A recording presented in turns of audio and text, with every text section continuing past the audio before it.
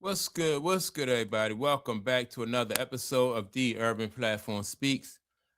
Make sure to like and subscribe as you tune into the channel and you check out the content. And with that being said, man, I want to speak on Ja Morant, right? And so I have a little bit of a different perspective on Ja Morant and how he conducted his career.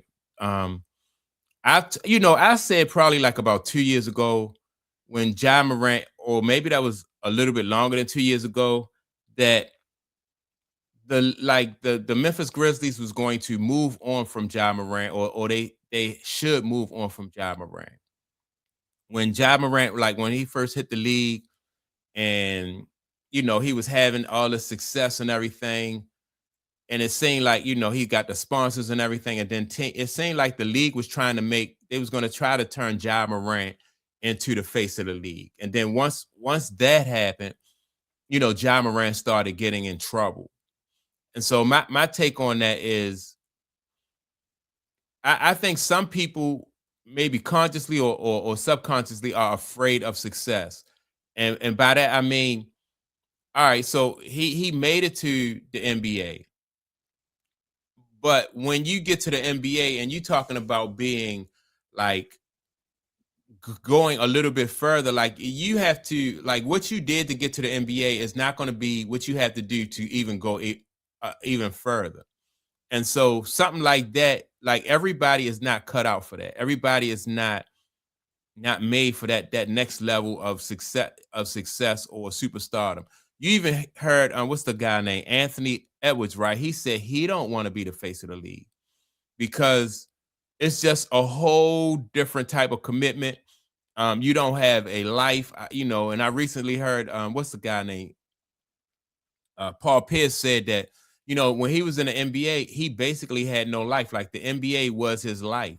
So just imagine being the face of the NBA, being somebody like Mike, Kobe, or and you the face of the NBA.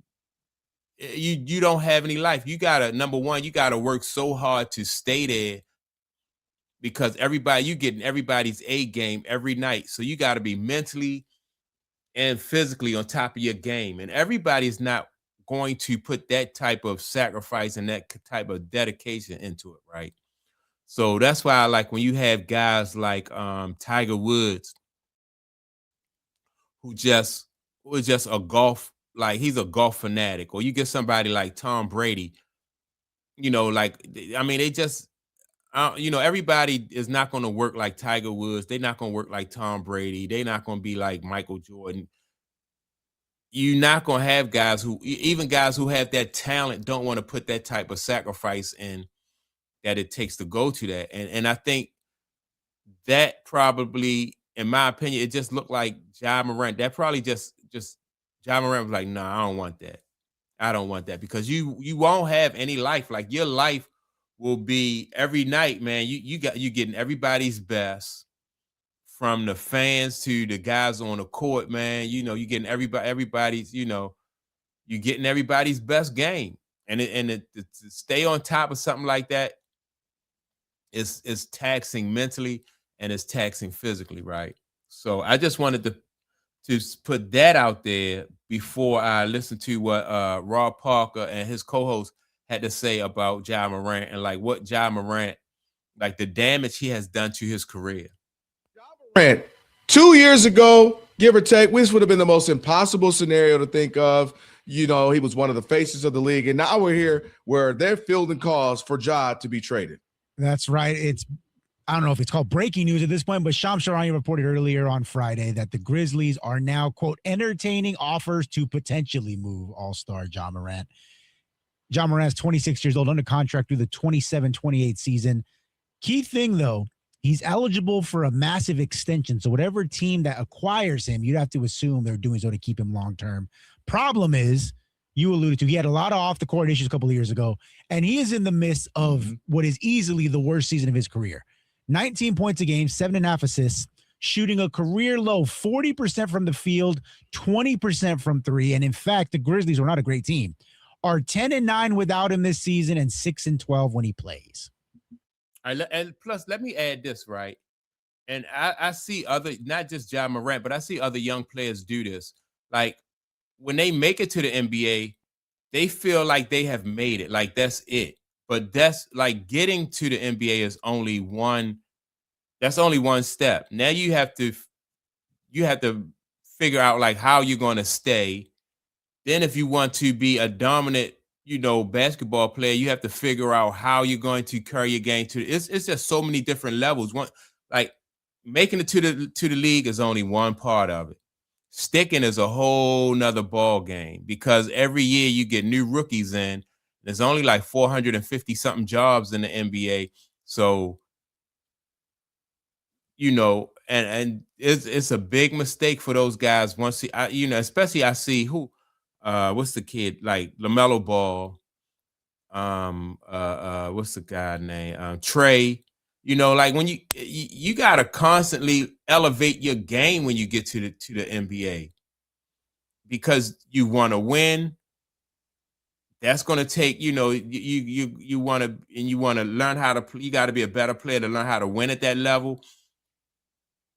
And you want to be able to stick. So yeah, man, let me get back to what these guys are saying though. I have no interest in him. And you know what? I think the Grizzlies, they made a mistake because when he came back and he had the second incident with the gun, and the after being suspended. Yeah. That's probably when they should have called around and said, hey, anybody interested, do it nice and quiet. And then he should have been traded because you wait too long. And now look at what you have. You have a mess on your hands and forget about the off the course. He's not playing well. So you wonder, is he really committed to it? How much he really is into, you know what I mean? Like, has he lost his zest or for basketball? Like you hear players talking about that. Like, I don't like basketball like that anymore. And see, that's the thing. That's what separate. And I think Ja Morant even said earlier this year, like he lost his love for the game, right? And so that's the whole thing. Like you have to love what you're doing in order to be able to dedicate yourself and commit yourself to that. Ja Morant, once you see that Ja Morant don't love the game and don't have that same passion for the game, I can name like Zion, with Zion, he don't have that love for the game. It's the game. It's more than just dunking. You have to really, you gotta basketball. It seems like a simple sport, but you gotta study the game. You have to really study the game. Just going out there and doing a highlight and a highlight dunk or a highlight what he do, a 360 layup and all that stuff. You're not gonna win championships like that. Anybody can do that. And so the level of commitment that it takes to be a real pro, man, is just something that I think that Ja Morant is just not interested in. A lot of these new basketball players, these young basketball players think that once they have made it and they get that paycheck, they get comfortable. Lost my passion for the game or whatever. I just got to question it now because he's not the same player. And then I don't know what team is going to take him off your hands with the idea of having to pay him. Now, I've seen big players with contracts get picked up, right? But the contract has already been signed and you're just hoping, you know what I mean, to get something out of him. You have to give him fresh new money. And I don't know. Who's going to give him fresh new money? That's the issue. Also, I think the league is changing too, right? You got these guards who are shoot first guards in the league. Then they don't make their team better. And basketball is getting back to where everybody is going to be required to defend. And so like back in the day, wasn't no such thing as a specialist. If you was on the court, you had to be able to play defense. I don't care if you was 5'3" like Muggsy, or if you was 6'9", or 6'9", a 6'9" guard like Magic Johnson. You needed to be able to defend. Muggsy would hound the ball all over the court. That was his strength, right? And that's what Muggsy brought to the table. So he maximized that. that kept Muggsy in the league for at least like I think about 13 years. Muggsy played professional basketball. I don't, like I said, ain't no excuse whether you shortest man in the league or you the tallest man. Manute Bol, you had to play defense or you was not going to be out there. Nowadays, the guards don't have to play defense. And so you're not getting the same product that you did and the same level of commitments because it's not a requirement.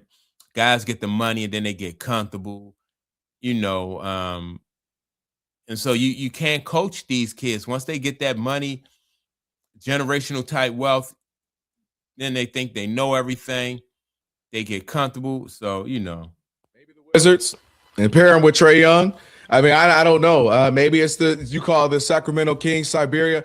I think what's disappointing in this is a couple of things. There was a point throughout his career where his team, when he would go down with injuries or when he would go down because of being Wick, not John Wick, and the team would still play well without him.